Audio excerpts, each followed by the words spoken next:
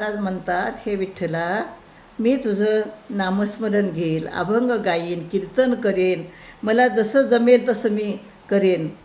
तर काय म्हणतात बघा त्या अभंगामध्ये पुढं, वेडे वाकुडे गाईन परी तुझाची म्हणविन, मज तारी दीनानाथा ब्रीद साच करी आता, केल्या अपराधाच्या राशी म्हणून आलो तुझ पाशी, तुका म्हणे मज तारी सांडी ब्रीद नाही तरी.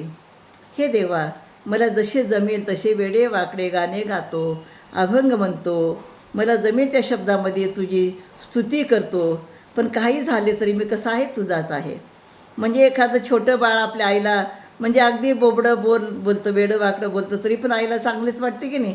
तर त्याप्रमाणे ते विठ्ठल काय म्हणतात, हे देवा, मी कसाही जरी असलो कुणाचा आहे, तुझाच आहे, आणि सगळेजण तुझाच मला म्हणतील. हे दीनानाथा, तो आपले ब्रीद खरे करण्यासाठी माझा उद्धार कर. मी डोंगरा एवढे अपराध केले आहेत म्हणून मी तुझ्याजवळ आलो आहे.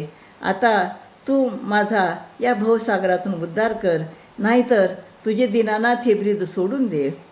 ते काय म्हणतात की हे दीनानाथा, म्हणजे विठ्ठलाला, नारायणाला दीनानाथ असं म्हटलं जातं. दीनानाथ म्हणजे जो दीन आहे असा तो नाथ. तर असं हे तुझं दीनानाथ जे नाव आहे ते जर तुला साध्य करायचं असेल, आम्ही डोंगरा एवढे जरी पापं केले असतील तरी तू माझा उद्धार कर आणि मला या संसारूपी भवसागरातून तरुण तू घेऊन जा. जर तू असं नाही केलंस तर तू दीनानाथ आहेस, हे तुझं नाव तुला सोडून द्यावं लागेल. अशा प्रकारची विनंती ते विठ्ठलाला करतात. रामकृष्ण हरी.